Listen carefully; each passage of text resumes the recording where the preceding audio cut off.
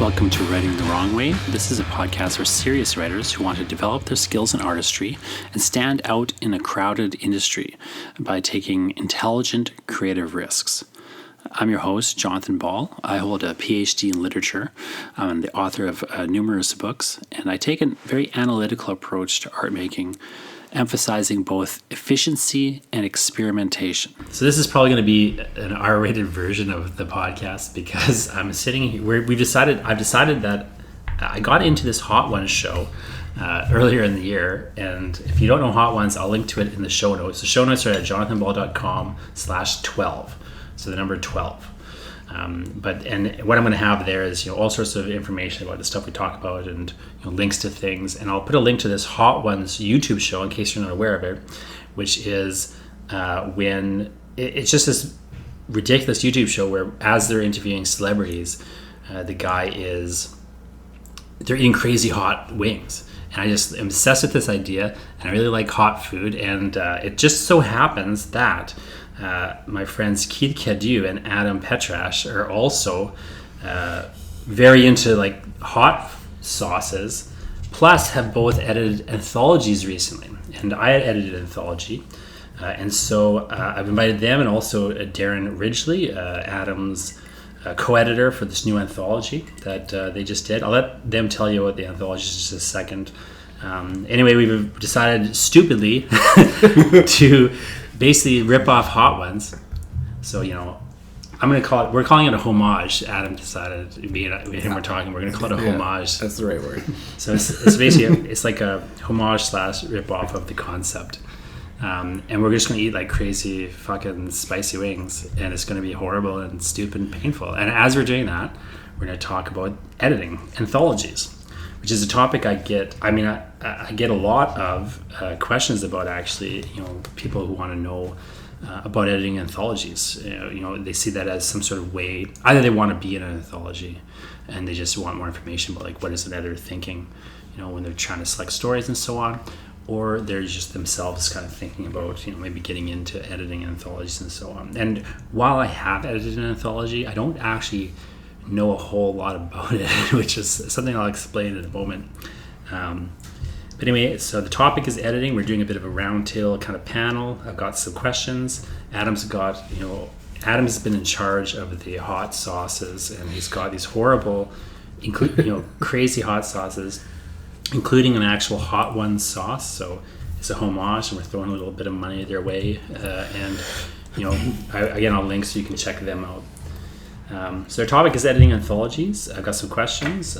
We've got some wings. I'm going to have each of my guests just introduce themselves so that you can connect their voices to them. So let's just go around. We'll start with you, Keith, and introduce you. So as we go around, guys, just kind of say who you are and give your name so people can connect the voice, but also maybe talk a bit about the actual books that you've edited. So I co-edited an anthology called Why Poetry Sucks, an anthology, humorous experimental Canadian poetry with a friend of mine, Ryan Fitzpatrick. So that's my anthology. How about you, Keith? I'm Keith Cadieux, and I co-edited The Shadow Over Porters in Maine with my friend Dustin Gearhart, which came out in 2016. And I've actually just finished editing a very small chapbook called The New Phantasmagoria that Jonathan is actually in, based on this event that we did at the Winnipeg Writers Festival this year. But so I have one whole book co-edited and a tiny book edited as my credits. Yes, and if you've listened to my the podcast I did with a bunch of other writers in a haunted house, which I think is episode 8, so /8 or /9, I forget all of a sudden. /8. Pardon me, I believe it's 8. Yeah. So jonathan.com/8. You listen to where I'm talking to other writers with who are going to be in that anthology. Yeah. So that's Keith. Adam. I'm Adam Petrash. I'm one of the co-editors of Parallel Prairies, Stories of Manitoba Speculative Fiction with Darren Ridgley. And I'm Darren Ridgley, the co-editor of Parallel Prairies, Stories of Manitoba Speculative Fiction with Adam, and I've just learned now as we've begun recording that I'm the only one at the table who is neither a fan of hot ones or necessarily hot sauces, which means that I'm the idiot that they've all brought to dinner for your amusement. So I hope you all have a great time. Yeah, it's going to be fun. Now the thing about the hot ones, of course, again, if you haven't seen the show, I've got 10 questions. We've got 10 increasingly hot sauces. We haven't like rated them, but they're pretty fucking hot. Like I gotta say, you start with smaller, we're getting hotter. Even though I'll just point out, even though me, Keith, and Adam like do like hot sauces, like at a certain point, it doesn't matter how much hot sauce you had. It's just still fucking. It's still hot. Yeah, we've got some milk here at the table, which it kind of vaguely helps, slightly, mildly, but it honestly doesn't help that much. We've got some whiskey, which I think alcohol is supposed to help also. I don't know if that's true. I've heard that. There's not much. Keith brought some ice cream for us to eat later on. See. Which if we can stomach it. We don't have any water. I just want to say, if you're a neophyte about hot sauces, what you should know is that water makes it worse. There's a misconception that water. I don't know why they have water offered on hot ones. It kind of drives me crazy. But there's a misconception that water makes it better. Water makes it worse. It spreads it around your mouth. It's a placebo. It's a placebo, but it also spreads it all around your mouth and gets it everywhere. A great video. I guess so. It's almost like people think that the Looney Tunes sight gag of a person's tongue catching fire is literal. Yeah. Well, it depends on the guest. Sometimes that. it's milk and sometimes it's beer. There's a few. I hear of them beer that have works. beer. Keith was going to bring beer, but then didn't. But we probably don't need beer. Like, well, this I was all pretty worried better. about the milk and the ice cream. That would be a it seems bad like combination. Plus hot sauce. With the hot That'd sauce. make you puke, maybe. I'll let you all know if beer makes me miserable. Anyway, That's what I'm rocking. So it's my idea to do this stupid fucking thing, and it's Adam's hot sauces. So me and him cannot tap out. These guys shouldn't tap out, but there's less shame if they do. So what's this first wing? The first one we're having is just plain old Louisiana hot sauce. So Louisiana hot sauce, great. So these are just like mild to get warming us up. So I'm just gonna ask questions. Then like we'll just kind of like everyone can answer the question. I'll answer some of these questions too. The first question is just like, how did the ideas for your anthologies come about? Like, where did you actually get their initial idea? I actually don't remember where I got my idea, like for Why Poetry Sucks. I just had I thought it was I think it was because somebody had just put out an anthology like the new best writers in whatever, Canada. And I remember looking at it and thinking, wouldn't it be funny like if it was an anthology of like people who are supposed to suck? Because it's always like it's the hot new people under 30 or something. I was like, what if it was like just an anthology of people who's like, these are the worst new writers in Canada. Here's why poetry sucks. And then I thought, oh, that's a good title for an anthology. So that's really all where my idea came from. All right. Well, the Shadow over Portage and Main one actually came out of when I was in graduate school at the U of M. Quite a few of us were interested in creative writing, so there was a couple of writers groups, or like they would dissolve and various iterations of sort of writers groups. And those of us who stuck around long enough started to notice that everybody who was from Winnipeg, it was always dark. Yep. Darker and darker. And the longer that the out of town students stayed, the darker it got. So even people who like necessarily didn't start in Winnipeg and were interested in creative writing, the longer they stayed here, the more eerie and weird their stories became. So we were like, all right, something's going on. We probably could even just collect them all, since we're all clearly interested in the same sort of fucked up topics. It goes together fairly cohesively. And then when we actually had a book, the whole idea was just that Winnipeg makes you fucking strange. Here's a bunch of strange people. So thematically and stuff, it didn't quite come together. And then Jonathan, you wrote a foreword, and then David Annandale wrote an afterword that actually made it quite a bit more cohesive. So you saved the concept there. Yeah, well, when I had to do my master's, actually when I was going to U of M, I did my master's program. One of the things I kind of was studying in my MA was this Winnipeg Gothic. But anyway, so you kind of grew out of the writer groups then? But you guys, like, where'd you get your ideas from initially? It just started out with this, it was just a random what if, because we each had about 3 short stories published each, and you had and Adam had a novella published, but we were getting to know a bunch of writers around the city who all dealt in genre fiction. And one of us just texted to the other, hey, what if there was an anthology that just collected all the people who are writing genre fiction in Manitoba between two covers, and we could just show everybody how many people there really are in the province doing that kind of work. And we just kind of sent feelers out and did a call out, and obviously our anthology doesn't have everybody. There are plenty more people besides that, but I just started out with wanting to shine a spotlight on the field of writers that exist, and we were able to get a pretty good collection going to represent that. Yeah, I'd say so. Like for me, it started when I was the books columnist for the Uniter, and I was starting to meet all these writers and seeing people in genre and what have you, like Camlet, everything. But I really gravitated towards people who were writing in genre because I tend to write very dark, whether it's Camlet, genre, whatever.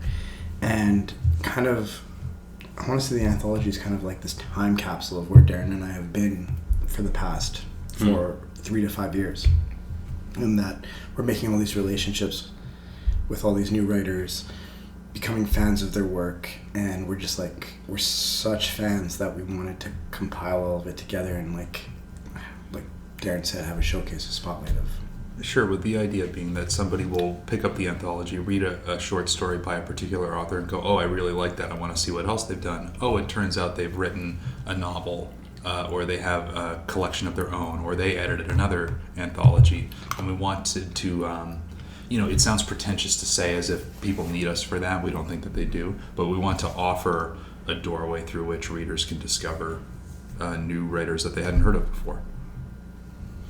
Yeah, I wasn't aware there was that many genre authors personally in Manitoba. Like, obviously there's more than that, but Yes. like I hadn't heard a lot of them. Like, I thought maybe I knew most of them, So I was half this anthology. I've never actually, I've seen the names around, but I haven't necessarily seen a lot of their stuff or anything. So I thought that was really interesting. So that's kind of question is just kind of feeding up on that. So what's this next wing that you're going to throw at us here? We're going to keep it mild still with some Louisiana's Pure Crystal hot sauce. I like this Louisiana sauce a lot. I'm keeping it gentle for you guys. So just coming off that, so you've got an anthology idea. How do you decide, what do you think makes a good anthology idea? How do you decide what ideas are worth pursuing? How did you decide your idea was actually worth pursuing and becoming an anthology? For me, it was simply that other people were really interested in it. I don't always use that as a test, but I just couldn't find other stuff like it out there, and yet at the same time people seemed, when I talked to them, interested in it. So I was just kind of using that as my gauge. Well, we had the idea, but I would say that Keith putting out Shadow was the catalyst for thinking okay, this is a possibility, right? Since Keith had taken that risk and we're like, okay, there is a market for this. And knowing that, like I said previously, establishing those relationships and these people, I was kind of like a cheerleader for everyone, saying hey, have you read Chadwick Ginther's books? Have you read Keith's Gaze? All of that, right? And kind of being okay, and Darren was touching on it before, right?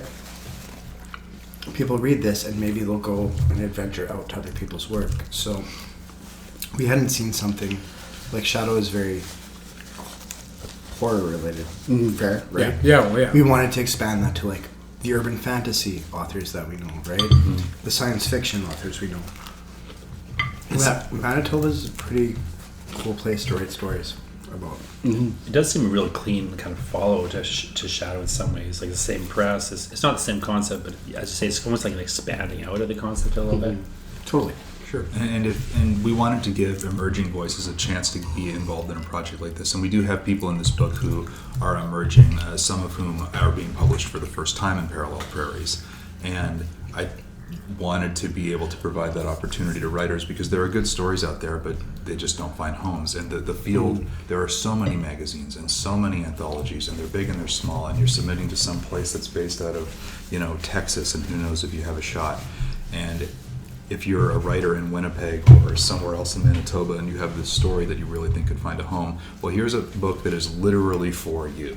Here's a book that's literally for the genre that you write in the province that you live in, and you've got a better shot here than at a national publication or an international publication where you're up against 20,000 other people. Yeah. And if we can be the place where somebody gets that crucial first credit or that crucial, momentum building second or third credit that keeps them moving forward, then that's awesome. Mm-hmm. Also, if I could, eliminating the stigma about writing about your hometown. Sure. Everyone's writing about Toronto or Vancouver or New York or some fictional place, right? Like, lots of writers connect to Manitoba. Like, winters are long here. They're cold, they're harsh. They're great for creativity. Yeah, for sure. So having a platform for that was really important to us. That stigma is weird because it's a very Canadian stigma. Like, 'cause Canadians have this idea, I think less so now, but still, that, Canadian publishers, I should say, have the idea that, Americans don't want to read about Canadian settings. But Americans don't think that. Like, American publishers think that. I once was talking to a science fiction author who, Robert J. Sawyer, who sets all his stuff in Canada explicitly, who publishes almost exclusively, at least he used to publish almost exclusively with American publishers. And he would say, I've never ever amassed in the States anything about the Canadian settings, but in Canada, everyone wants to know why I send my stories in Canada. This is just a weird idea, but it is like an idea that's out there. Yeah. Yeah, I would say like something similar, that it is a CanLit thing that you start regional and branch out. And if you are interested in any kind of genre writing, so for me it's horror, and that was what Shadow, the hole we were filling was that if you are going, if you have to follow this model of you have to get in a local magazine or local anthology before you're going to be noticed by the Ontario presses or whatever, some bullshit, well then there wasn't anything here that was dealing with genre at all, and none of the local Manitoba publishers, they wouldn't seem to go near it, and they hadn't for quite a long time. So there was an older anthology that Jonathan, you had actually lent me. That was a horror anthology from a Winnipeg publisher, but they wouldn't call it horror. It was gothic, and it was so horror, you guys. And they would avoid the word.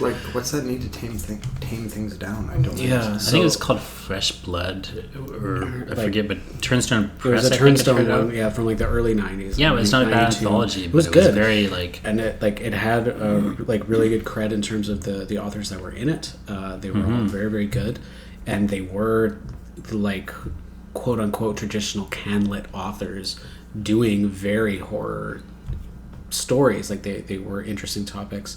And there's one by Andre Alexis that was like a Ligotti story. It was all on language, and it was really interesting, but they wouldn't call it horror, and it was 12-15 years before, and I hadn't seen anything quite come out like that since then. So it was not completely unprecedented. There was the desire for it existed in the back catalog of Manitoba writery stuff. It was in there, but no one was dealing with it right now.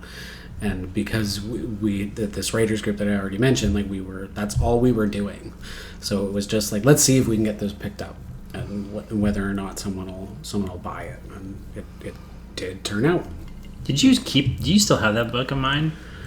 I can't find that. I don't know. I just moved. It may turn up. I would love to lend it. I want that book back. I was just thinking about it. I was looking for it today, actually, when I was moving my books around.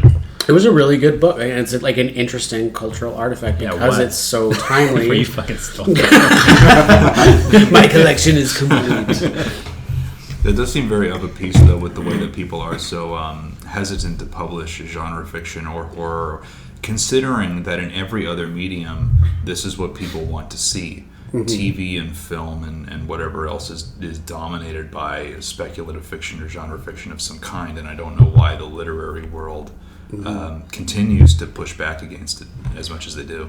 I feel there's less hesitancy, but at the same time, I signed a contract not too long ago, and it explicitly states in it, there's a right of first refusal clause that sort of lists the things that they have right of first refusal over, and I was wondering, and it doesn't pertain to genre work.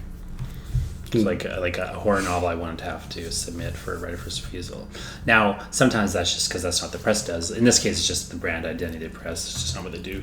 So, but in other instances, I think you're right that it's more of a weird bias. Like, I don't think that's the case in this particular instance, but like I think it generally is more the case. Yeah, not in this instance, but my first book, Gaze, which went through Quattro, their submission guidelines said like we do not publish horror. Yeah, And I they think that might took be a grant funding thing. And I think it was a matter of I wasn't calling it that. And then I think when I started to, they got a little more nervous about what it was they had signed up for. As long as you don't call it high genre. Yeah. High genre, is that a new thing now? It's a new thing, right? With all these new films coming out, right? Like Hereditary, A Quiet Place. Horror has always been intelligent. I find that low higher thing, like, supposedly it collapsed and now everyone's just reinvested in it weirdly. So how did you guys actually develop your pitch and approach publishers? Now, I've got a weird story for that because I want to know this because I actually never did this.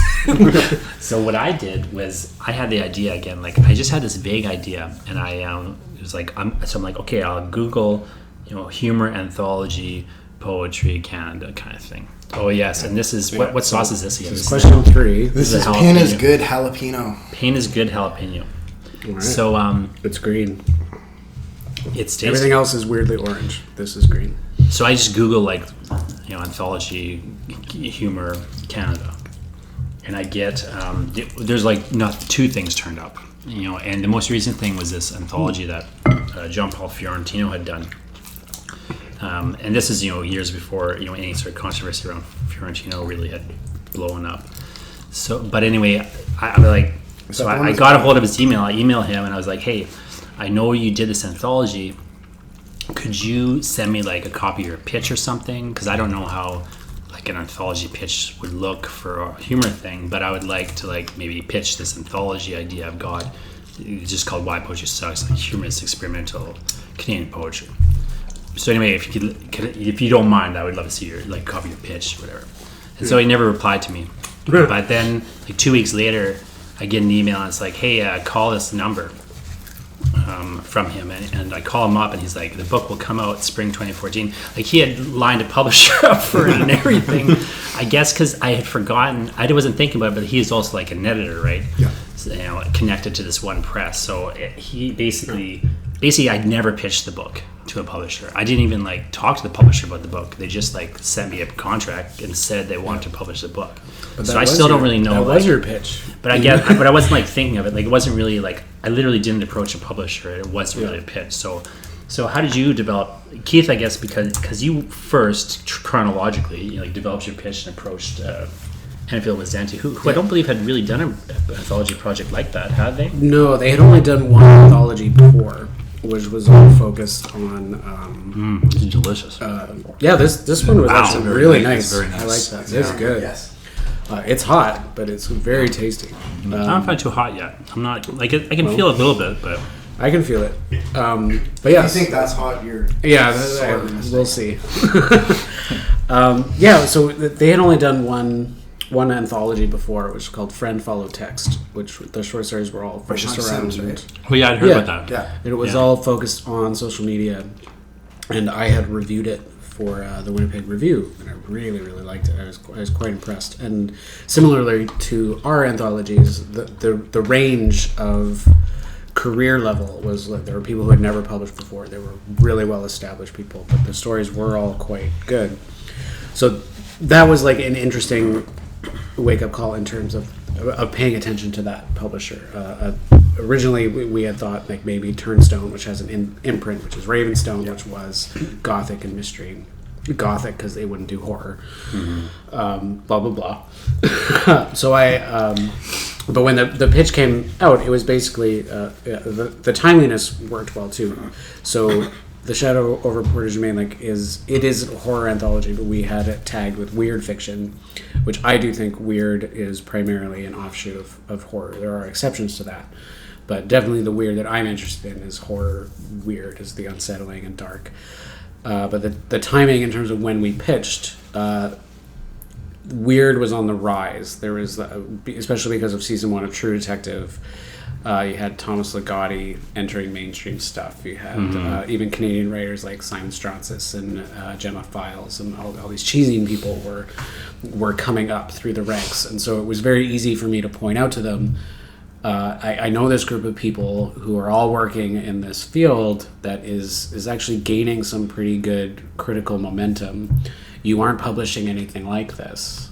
Are you interested? And it turns out they were. That was basically it.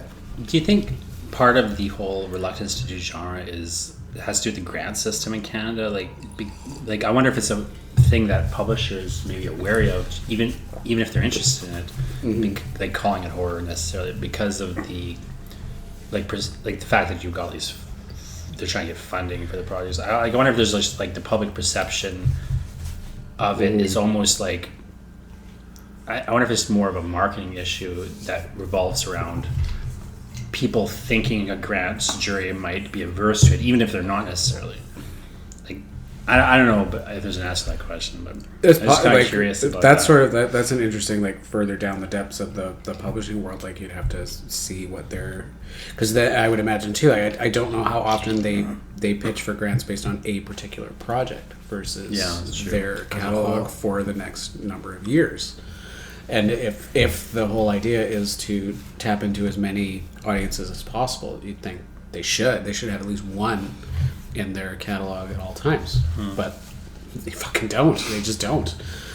Yeah. Or they all they're pile dedicated on. to it. Yeah. They pile onto a particular one. So right now, actually, something that I find is getting an obscene amount of attention. Not because it's unworthy, but there can't be that many good ones, is crime novels. It's just all of a sudden the surge of crime, and there is really good crime fiction out there, but it's just like the horror boom of the 80s. Not all of them were good, but they were popular at the time, so you just snatch them up. And that seems to be the current oversaturation, is crimes everywhere. How'd you guys develop your pitch? We consulted very closely with Keith. Sure. Well, because we knew that Shadow had been a success, and we had a project in mind that was very similar, and so we asked him in no uncertain terms, well, how did you make it work? So we took his advice, and we talked about how this is a market that's growing. This is a market where the individual writers are seeing success, and a collection like this that expands upon on the scope of speculative fiction could also potentially be a success. And are you interested? And they were, and we carried forward from there. And we kind of began. I feel like sometimes maybe we had too many steps involved between our first query and actually signing the agreement. But we were trying to be as diligent as possible. So here's our query. Here's a sampling of stories that we have to show off what the anthology is, going to be like overall. Here's a full manuscript. Okay, they like it. Here's a contract. I feel like that's a lot of steps involved, but initially you would just like to say, okay, here's the whole book. But we kind of wanted to speed things up, and so ahead of actually having a full manuscript completed, we just kind of assembled what we had at the time and got it out there to try and expedite the process. Next time, I don't know if I would do that. Next time, no, I'd agree. Because, pardon me, Shadow was fairly new when we started querying, and we didn't know how well it was going to do. This is a new publisher taking a chance. It's the same publisher. I'm really happy that they're branching off into genre. So having that query first with a few solid big names, a few names that weren't so well known but that gave you a feel for the book, was really important to us at the time, because we're we don't want to commit to an anthology if we can't deliver. So you had a few people signed on, you had a couple stories or a couple people in mind. Had you had stories at that point? I'm trying to remember. We had some. We had 6. We hadn't put together a full manuscript just yet. Did you, Keith, have actual like some stories locked down at that point then, or when you were We did. around? Like we pretty much had enough to, because like I said, it was a writers group, so I was pretty. I had asked who wants to be involved and who doesn't. Okay. So it wasn't necessarily that we had assembled a full manuscript, but I had a good list of 11, 12 people who would give me something if I asked for it. And we pitched, like I met with Anfield and Wazenti with nothing. Like I gave them the query. They asked me to come in and talk about it. Apparently it sounded like I knew what I was talking about. They asked to see the whole manuscript. Sure. And then after they had seen it, then it was, we're going to take it. So it wasn't quite as many steps, but I think that was a wise decision, especially because they are just sort of dipping their toe in it, and being able to show here's what we have, rather than the risk of signing up to do this giant project too early and then not being able to carry it through would have been worse. Well, and to be honest, there's a financial reality involved too. Speaking only for myself and maybe Adam, we're both people who have, little kids to pay for, and daycare isn't cheap, and schooling isn't cheap, and everything. Nothing is cheap in this world. And signing off on paying, in this case, 17 other authors the rate for their stories out of pocket with no promise that we'll have a publisher, and then wind up with a manuscript that we can't move anywhere is a hit to our family budget that we can't really take. So we were a little cautious in how we pushed the material out and how we solicited publishers so that we weren't getting in too deep in terms of money. Yeah, and it was important to us to pay people promptly for their work, because we do believe in paying people for their work, even if it's not a grandiose amount. We still believe in paying for that work. And Darren and I paid out of pocket, off our paychecks, for everybody, because there was no guarantee that there was going to be a publisher. Sure. We considered, if nobody wanted it, that we'd self-publish it and we'd self-fund it, because we believed in the stories, we believed in the writers. So we paid everybody out of pocket and hope for the best. Yeah, I think that's a normal situation for anthologies. I did mine differently. I didn't pay anybody anything, but I got an advance. Plus, I had the publisher pay all the authors. But I was actually shocked that they agreed to do that. It's not a normal thing. I don't know why they did that. Yeah, and the Shadow, they were all paid out of the advance. So that's more normal. That's how they were paid. And I didn't get paid off the advance. I think what they did with me was they paid the other authors, then they gave me a smaller advance than I might have got otherwise. But I'm not sure. That's possible, yeah. And I guess we felt that's how it ultimately worked out for us too, because money went out, and then when the advance came in, it kind of just canceled out what we paid. Yeah. But at least to know that it was coming back in made the thing feasible for us. So, and that's a year apart, right? Yeah. Yeah, it's a slow process. Yeah. So the fourth question is just kind of development of this. How did you actually develop the manuscript? Because none of us, you guys with Parallel Prairies had the most stuff, the most manuscript, I guess. Keith, you had a list of names more or less, and I guess maybe a couple pieces in mind. I had not even a list of names. I had people I would like to have in this anthology, maybe. So for me, it was a very complex process of developing. So this is also Pain 100%, but a different brand. Not 100%. Pain is good. 100% Pain is good. Is one of theirs. Okay. This is Pain is good. Pain is good. Less intense. The habanero one, though. This habanero was going up. Okay. I'm gonna take a bite before I finish this question. Let's smear that around. That's getting a little hot. Oh no! That's a bit of a leak. Ooh. Oh no! It's not too bad though. You can taste the jump. Yeah, we've crossed the threshold. I was previously drinking milk just for fun, but now I kind of think I might take a real sip. But I'm gonna hold off. Anyway, It's still tasty. Oh my God, Super good. It's still tasty. I like it. I like habanero, but I do. I'm starting to hiccup a little bit. Anyway, so I signed a co-editor on. At this point, my friend, I was just too busy to do this anthology that I had now coming out. So I got my friend Ryan Fitzpatrick. We had just co-edited a special issue of the magazine Dandelion together on the same topic, humor and experience of poetry. It's actually creeping up on me. And anyway, so I signed him on to help me out with this anthology, and we jumped up like a list of we put a call out and got some submissions that way. But then we also got a list of like people together, basically like who didn't submit to the call. It's getting hotter and hotter. I'm not even taking more bites. This is a horrible song. Oh my god! Everyone looks uncomfortable. I'll finish my story, then I'll finish my wing while you guys talk. But this whole thing is just gonna be a bunch of spikes of us. It's all just gonna be spikes. I'm just gonna turn the gain down slightly, maybe. So, anyways, a combo of like doing a call and like just literally like going through books. Me and Ryan, like, hey, let's see if we can get this poem and reprint it. Let's see if we can get this poem reprinted, and just wish listing our way towards our manuscript. Holy fuck! Someone else asks the question. How did you actually develop it? Get to your full manuscript. Fuck, right. This is brutal. It sort of functioned in stages. So Darren and Adam, you guys were telling me that you sort of split the manuscript between you. For Dustin and I, we were both. Oh god! I'm cleaning his wings though. Like I'm not going to be a bitch about it.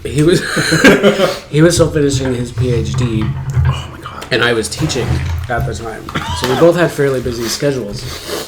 And it sort of worked out that at one point he would be too busy to work on it at all, and I would take on the whole thing. And then I would become too busy, and I would have to sort of shunt it all onto him. So a lot of substantive edits in the early stages. I did a fair bit of those. Jesus Christ! Just as the stories were coming in and deciding, like, are there structural problems? Are the stories too long? Are there ways that we have to make them a more cohesive whole? I did a fair bit of that at the beginning, and then not all of them, but and then as we got later in the process, I ended up getting too busy. And then quite a bit of like the proofing and copy editing fell to Dustin and the writers themselves, and then some of the stories that had taken longer to get edited, so then he would take over the later substantive edits. But that it was sort of like the trade-off. It was sort of, we each functioned as a single editor, wrangling all of them alone for a while, and then dumped it onto the other person. And so I'm sure, as you guys discovered, like a lot of these people were friends. Our friends, continue to be friends, but the fucking herding of cats, trying to keep it all together, really became a problem. And especially when there are people that you know, and you're feeling the crunch, and they're just not delivering, and just the rage bubbles. I was dealing with people nationally, and also people with permissions, like previously published stuff. So I've got to get the publisher's permission as well as the author. Like it became a real nightmare. Yeah. I mean, yeah, you're absolutely right.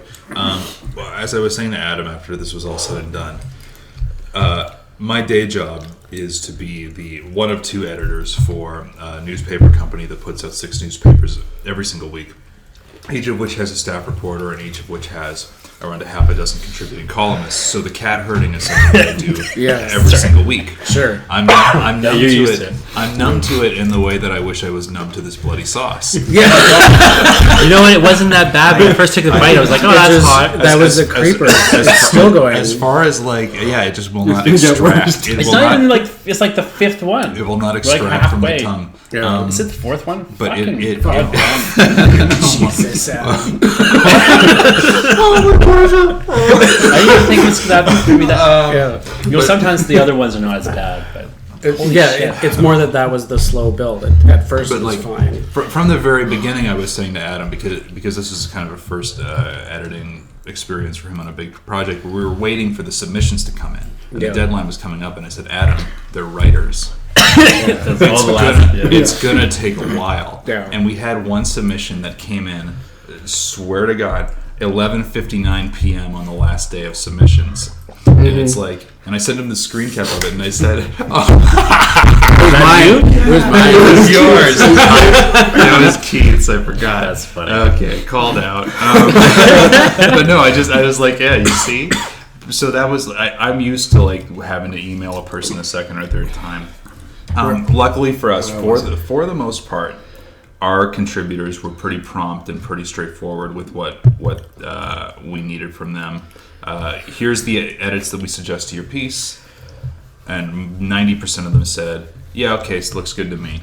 And then negotiation is part of it. I've never gone into whether it was reviewing something to see if I wanted to accept it into the book or doing an edit to it to make it better. I didn't sit down to it thinking, I'm ready to not like this. That's fair. I didn't go into it saying, okay, I'm ready to reject this, and now they have to prove me wrong. Yeah. I came to every piece in good faith, and I try not to go to the trouble of rewriting people's stuff too extensively, because if I'm going to do that, then why bother printing it at all? You know.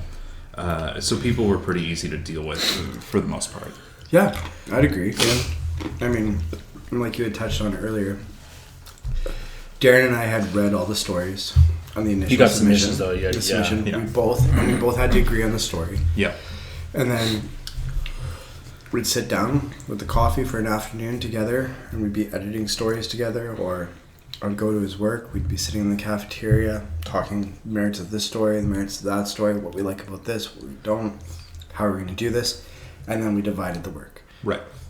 So one of us was dealing with half of the authors, the other was dealing with the other half of the authors, so that we didn't have an author who was talking to both of us at the same time, ever. Yeah. Sure. Mm-hmm. See, I dealt with everybody. Like Ryan wasn't really involved in everything, but like he was more. We had a Dropbox folder, and we kind of split up the work. But then we decided it would be easier with like one point person. For like people who lived near him or he knew, he would be the point person. But for the most part, it was like everything. Like I dealt with the press, and everything was just simpler that with one person. Well, I'd agree that like Darren and I also have different styles of what we like, right? So Sure. it was a nice balance and blend, right? Of maybe he was leaning more to stories that we both agreed on, but he was like more of a champion of, right? And same on my end, right? And getting this balance of stuff that we thought was a good representation of speculative fiction in Manitoba. And that was pretty easy to get through. The only real jockeying that came with that was when it came to determining the order of the thing. Yeah. I mean, structuring the anthology is important because maybe you have all the right stories, but if you put them in the wrong orders, people aren't going to like it because it won't flow, or it won't begin at the right way or end in the right way. So that's going to feed into this next question here, which is like because I know a little bit of the background of that with you guys. So what was like working with the publisher, like, and what kind of changes did they suggest or make? I found the publishers were pretty hands off. I was in dealing with Sonic Crest. They were pretty hands off, except like they were very hands on for like copy editing and a bunch of stuff, but they were pretty hands off with like how I wanted to put it together and see what's it. They let us go like it's a ridiculously long anthology like for a poetry book, and they had a few questions about like because of my experimental poetry, a lot of it's like authors plagiarizing basically like it's not plagiarizing but like using found work. So like there's a Futurama meme, for example, in it, and there was like a lot of concern. The biggest concern from the publisher for our anthology was, what if you got these things that are kind of like, are they copyright violations? Because the copyright law had just been changed at that point in history. Like Canada had just redone its copyright law. And the question was like, what was considered fair dealing, or Canada's version of fair use? And the short answer to that question is nobody knows what fair dealing is. Like in Canadian copyright law, this is a bit of trivia for people listening. In Canadian copyright law, there's this thing like you can violate copyright under certain conditions, and one of them is if you're doing fair dealing. If it's fair dealing, and there's different things that like a court would consider when determining whether or not something is fair dealing, but there's no definition of fair dealing. Like the term is not defined in the copyright law, even though it's the one exception to copyright is when you're doing fair dealing.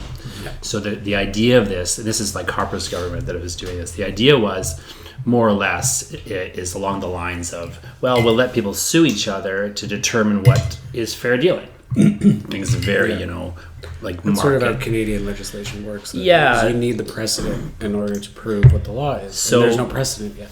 So the question, still figuring it out. Yeah, so like the publisher had a concern of like, well, is this or is that going to be stepping over the line? Because we got like this Futurama meme in there, for example, and it's like a Facebook screenshot and things like this.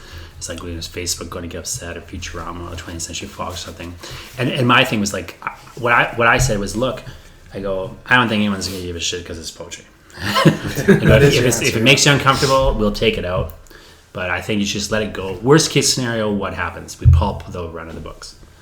We recall it and pulp it. And they're like, and to their credit, they're like, yeah, fuck it. So they just said go. So which one's this, Adam? Right. This is the... Are you okay, Darren? I'm just... He's nervous. I don't trust you anymore. He's reassessing his life choices. This one doesn't have as much sauce on it. This is garlic style. You heard me before. What is it? Garlic style? Yeah. Is Pain is good still. Still pain is good? So it's essentially the same, but it's got garlic in it. Yeah, I'm that's great. a big fan of this company. I feel like this is a question that requires a very skillful answer, so I want to actually get... I don't want to eat this and then have to deal with it. Okay, well, how about you respond right now? You respond while we eat. What is the question It's again? actually not that hot. Oh, just like, you talk about working with a publisher. So, with an anthology, like, how is it working with a publisher? What kind of things might they have? Are they suggesting? The question is kind of geared towards how is it? What's it like working with an publisher for an anthology? Oh, honestly, I didn't Was it think gonna that. grow on I you? didn't find that they. I don't find it hot yet. I didn't find that they had much to say in terms of how exactly we made the book or put the book together. They did have a suggestion that we ended up following through on, because we're certainly willing to listen to them. They're the publisher, and they put out books all the time, and we're neophytes to it. And what they came up with, we had we put together a structure that we were happy with. But they came back and said, okay, look, we noticed that these stories all kind of take place at very specific points in the year. They're not all universally winter stories or summer stories or whatever. So why don't we structure it like a calendar so that the book starts in the summer, carries through fall, winter, and spring, and ends back at summer. I was building a little bit. And we went... It's a little... Is it going to be like the last one? We're just... Sorry. And we went... Yeah, all right. Now I know what I didn't really notice that. Now I know what I'm in for. But we thought, hey, you know what? Good idea. And then from there we just went, okay, but we chose our ending story because we thought it had a very evocative ending and we wanted to end on a powerful note. So can we make this swap to... Let's put this story at the end instead of this story so that we still have kind of a powerful end note while still maintaining your idea. And they were fine with that. So it was kind of a case of both of us just Meeting in the middle. Meeting in the middle and being into one another's suggestions, which was great. Otherwise, they didn't really they didn't cut any of the stories that we included in the original manuscript. Yeah, I never They're had all any there. cutting. So I mean that part of it went very smoothly. This one, Darren, by the way, I thought it was building on me, but it never really did All come right, back. I'm on me. gonna- So I'm fine. Keith's having a problem with it, but Yeah, to me, it's hitting me. to me, it's like nothing. Well, let's see. It felt like it was coming on. It felt like it was creeping on me, but it never came. It's a little bit of Here's a the creeper. thing. I grew up with kind of a Central European diet, so I'm very accustomed to garlic. Meat and potatoes. Garlic is I'm into garlic. I so love let's garlic, see. yeah, but it might have just been there was less sauce on it. But I didn't find it to be a big Milk deal. is mouthwash, man. Milk is mouthwash. I don't find milk really helps that much. It just is like if you hold your tongue, like the milk in your mouth, and like you just have your tongue sitting in the milk, then it's like kind of okay for a second. That's how it goes. That's why you're supposed to chew that bread was or pretty rice. good. It's all right. Yeah, I don't find that that I'm bad. gonna go get my other beer just in case, though. Does beer help? I'm tempted to have beer, It's but I don't think I will. it's not hurting. You didn't have any. Did you have any stories cut, Keith? Or? No, they didn't cut any.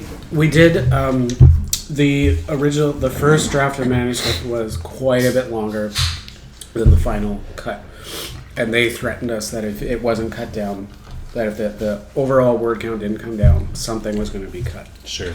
So I was able to go back to the writers and say, if you don't fucking cut these, especially the really long stories, if you don't cut it and you have a really long story, yours is the most likely to be cut because it's taking up the most room. And we can get in 2, maybe 3 stories where your story would eat up all the space. And so that was really good incentive to get people to cut 5, 6, 10,000 words out of overly bloated stories. Yes. And then when we delivered the final manuscript, it was within the range that they wanted, so they didn't have to cut anything. Jesus Christ! Really, do you find that one? See, I still didn't think that was a big deal. Though. Okay. I think maybe it depends on the beer because the last one I was drinking wasn't giving me a problem. A sip of this one just seems to inflame my taste buds immediately. Really? Yeah. So I'm not drinking beer, whiskey, or alcohol anymore. Maybe it's just the alcohol was an issue. I'm out of alcohol. Well, you had a stout going, so like the nice thick beer probably helped. That last one I liked. that. Number 6, question 6, guys. Fuck off! Where's my wing? We can take a minute to pause. I might split this episode in 2. Like, It's what was? spilling over. But here's like, is it spilling over you? No, the time. Okay. Yeah. I mean, I can do whatever I want, but I'll split it up. Ice is good. The second half is it's like a cliffhanger, like who survives. Yeah, we'll take a bite and then I'll like maybe people will be like, oh fuck, they're all cut. The next episode like that. Kate is on the ground weeping. Yeah. The trick is to not breathe out.